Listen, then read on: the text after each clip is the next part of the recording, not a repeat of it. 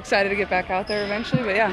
Caitlin Clark's return is about to shock the WNBA, and it's going to change everything. While she's been out, the Indiana Fever transformed. The league got exposed, and now Caitlin's comeback is near. But this isn't just about one player getting healthy. It's about a team that learned to win without her. It's about a league that couldn't survive without her. And it's about Caitlin coming back stronger, smarter, and more dangerous than ever. I've never been a patient person my entire life, so this has definitely tested me a little bit, but I think it's going to be really good for me. And like I said, I've just tried to approach it in the best way I possibly can. You know, I can't change it.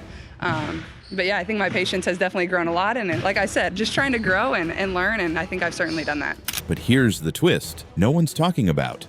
How injured was she, really? And what version of Caitlin Clark are we about to see? Stay tuned, because records could fall. And when she steps back on that court, everything could change. The WNBA without Caitlin Clark, it was exposed fast. What the hell do we do now? An injured Caitlin Clark saying, good luck now! The basketball goal gets higher and higher. Pressure on people, mainly Angel Reese, under pressure. When news broke of her quad injury and that she'd miss at least 2 weeks, fans were concerned, but few realized just how clear her impact would become. That breaking news, Indiana Fever guard Caitlin Clark is out for a minimum of 2 weeks. That's according to ESPN. The former Iowa Hawkeye star is suffering a left quad strain. She missed the Fever's first preseason game against the Mystics on May 3rd due to that injury, but played in the following game against the Brazilian national team. It's unclear right now how she re-aggravated the injury. Ticket prices tanked. For the Fever's first game without her, seats were going for as low as $3. That's right, cheaper than a small popcorn. The Indiana Fever's matchup on Friday versus the Sun drew 851,000 viewers, becoming the most viewed WNBA game on ION this season, despite Caitlin Clark's absence. So, the Fever, as I expected, don't pull as many views without Caitlin Clark. They don't pull as many views without Caitlin Clark. That is a given. Everybody knows that is a given. The so-called Caitlin versus Angel Reese rivalry, dead on arrival. Angel delivered one of the most disappointing performances of the season in front of a nearly 20,000 person crowd. Angel, I'm just going to get straight to it. You shat all over the court tonight. You had more turnovers than field goals made once again. You went 2 for 7 with 3 turnovers and had just 4 points. And you had 5 rebounds to pad your rebound stats. And you were out there trying to stat pad down 30 in the fourth quarter, but you're so trash that you couldn't even do that and managed to score 0 points in garbage time. And tickets were going for $3 tonight. I think you owe everyone a refund for what we witnessed out there. I could have bought a coffee instead of watching whatever the hell that was. Do you have any damn shame, Angel? Thank you. $3 is actually a fair price because everyone knows without Caitlin Clark, nobody cared about tonight's game. Caitlin Clark runs this league, and we still managed to get clapped up by 30 even without her playing. Thank God she didn't play, or else we might have lost by 50. But I don't sell tickets, I sell victimhood.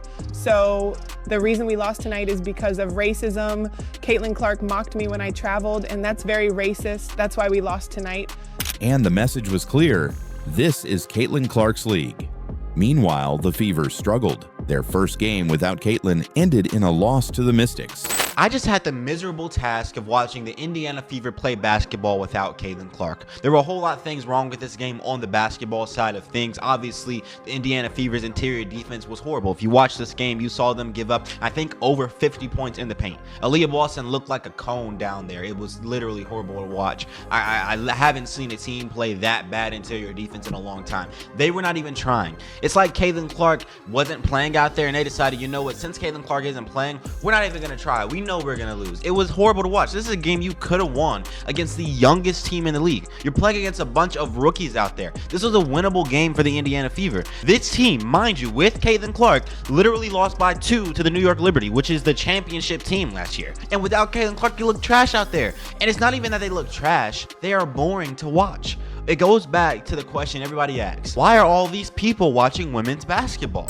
Then another brutal loss to the Sun, a team that had been winless. Worse, in that game, they lost Sophie Cunningham and Sydney Colson, two of Caitlin's key backups. The roster was shredded, and at that point, the season looked at risk of falling apart.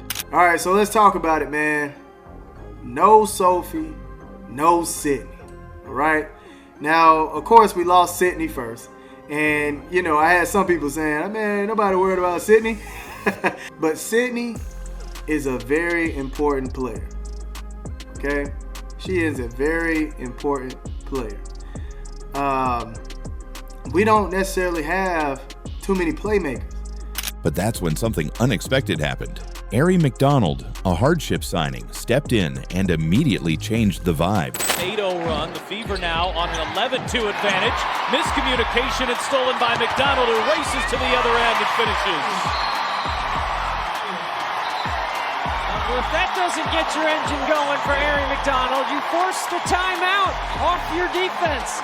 She brought pace, energy, and a much-needed spark. Suddenly, the Fever had life again. They took revenge on the Mystics. And in a rematch against the Chicago Sky, they didn't just win, they obliterated them.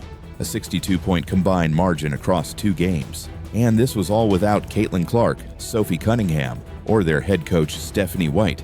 Kelsey Mitchell rediscovered her scoring touch. Aaliyah Boston continued to dominate inside. Lexi Hull became a lethal shooter from deep, pushing for most improved player consideration.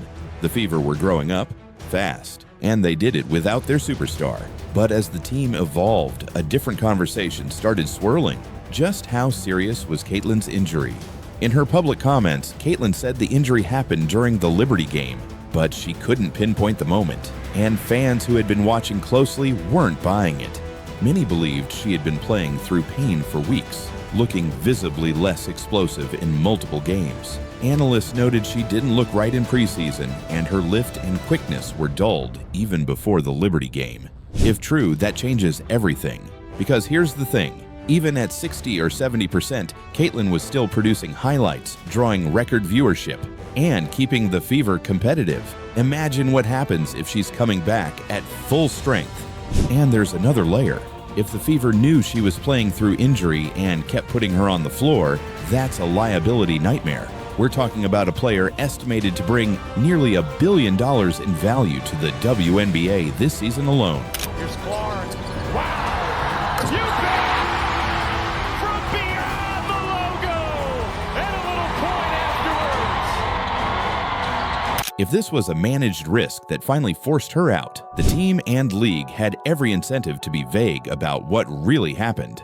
Now, I'm not a lawyer, but the conspiracy isn't crazy. In fact, it might be the best news possible, because if Caitlin has finally taken time to fully heal, we might be about to see the best version of her yet. And her mindset during recovery gives even more reason for optimism. While sidelined, Caitlin hasn't disengaged. Far from it. She's throwing herself into film, studying from the bench, and acting almost like a coach. 22 in blue for the Fever. There's Caitlin Clark, who is out with that lower leg. She openly said she misses practice more than anything, not just games. That love of the grind, it's rare, and it's a warning sign to the rest of the league. Not a very patient person, no. How is this kind of tested? Yeah, I think it's an opportunity to grow, right? Just try to approach it in the best way I can. It's certainly weird. I think at times the hardest part is just not being able to be involved in practice. I love practice. Not a ton of people always enjoy coming to practice every single day, but that's something I really enjoy. I really enjoy coming out here and competing every single day with my teammates. That's probably honestly what I miss most. Obviously I miss the games. That goes for anybody that's ever hurt, but I love practice. I love getting better. Even while injured, she's been helping teammates from the sideline, giving insights during timeouts, serving as a bridge between the coaching staff and players. Now combine that leadership growth with a Fever squad that has learned to win without her. And the formula is dangerous. Arie McDonald should remain in the rotation. Mitchell is hot. Boston is a force. Hull's confidence is rising. And into this mix returns a fully healthy Caitlin Clark. The timing couldn't be better. The contrast between the WNBA with Caitlin and without her has never been clearer. The Fever have been battle-tested. The league's dependence on Clark is undeniable. And now, with her comeback imminent, records could fall. Again, the stage is set, the stakes are high, and the WNBA is about to feel the full force of Caitlin Clark's return. The stage is set. The Fever have proven they can win without Caitlin. The league has proven it can't thrive without her. And now, Caitlin Clark is about to return, stronger, smarter, and with something to prove. Viewership records about to fall again. Ticket prices already surging for games where her comeback is expected. And rival teams, they've had their moment. Now they're about to face a Fever squad that's deeper, more confident, and led by the league's most dangerous player. But here's what should scare the WNBA most. This time away has given Caitlin something new, a coach's mindset, a clear understanding of how to elevate her teammates, and a fire that's only grown stronger while sidelined. If she was drawing millions of viewers and driving the league's narrative at 70%, what happens now that she's rested and ready? The answer is simple. The WNBA is about to change again. And Caitlin Clark is leading the charge. So buckle up, because when she steps back on that court, it won't just be a comeback, it will be a statement. If you're ready to watch Caitlin Clark rewrite the story of this season, hit like, subscribe, and drop a trophy emoji in the comments. The return is coming, and you won't want to miss it. This thing got very ugly very quickly, and then Brittany Griner, this guy out of nowhere, comes out, and what happened? This guy out of nowhere? Well, doesn't he shoot without a shirt on? Like, isn't it? I thought I it's mean, a trend. I saw him shooting at his pool. Yes, you heard it right. Brittany Griner was caught on camera calling Caitlin Clark a trash white girl, and now the entire WNBA is in chaos. But this isn't just about one player losing their temper. What Griner said, and what the league is doing about it, is exposing a double standard that could tear women's basketball apart. Fans are demanding answers, media outlets are exploding, and the league's silence is making things even worse. So what really happened on that court? Why has this one moment blown up an already heated feud between Caitlin Clark and some of the WNBA's biggest stars? And most importantly, why does it feel like no one is protecting the league's biggest rising star?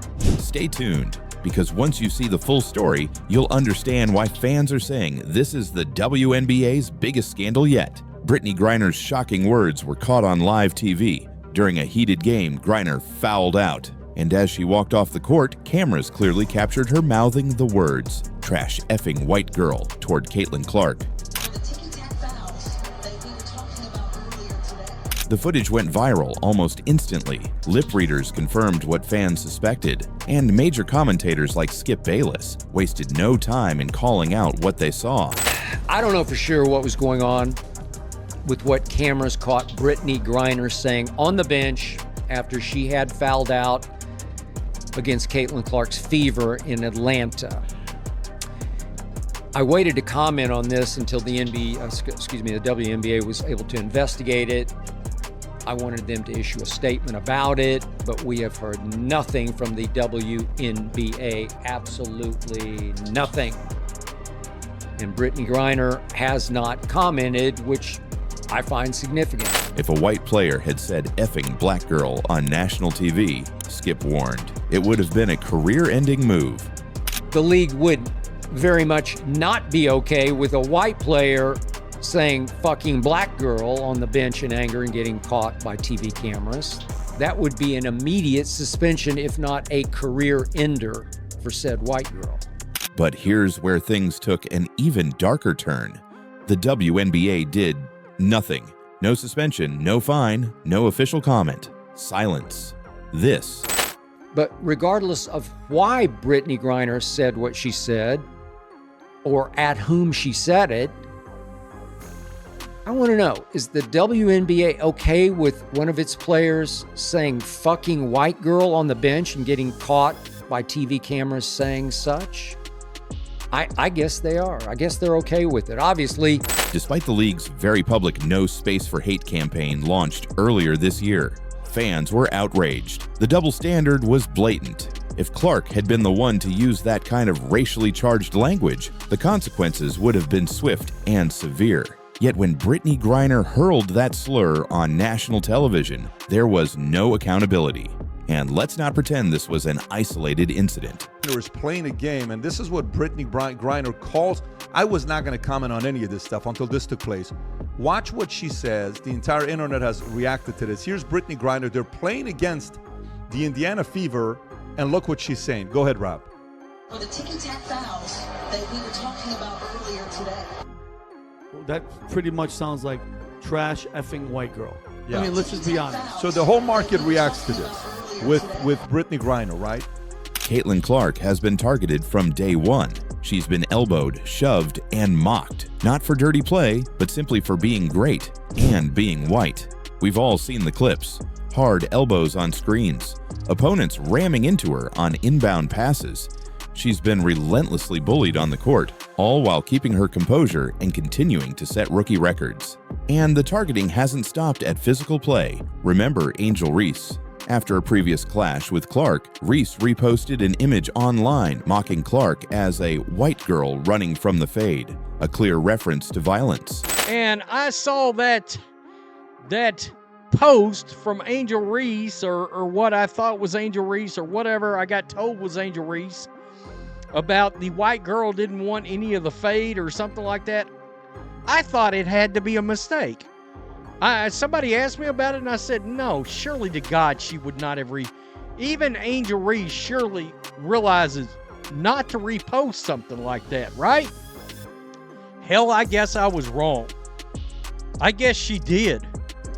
And so now that I'm really starting to look into this, I'm like, God, not only is this real, but you've got media members that actually do try to hold the WNBA to some kind of responsibility. They're talking about there's no room for hate, this and that and the other one, and you got a player that's blatantly advocating for violence against far and away your most popular player.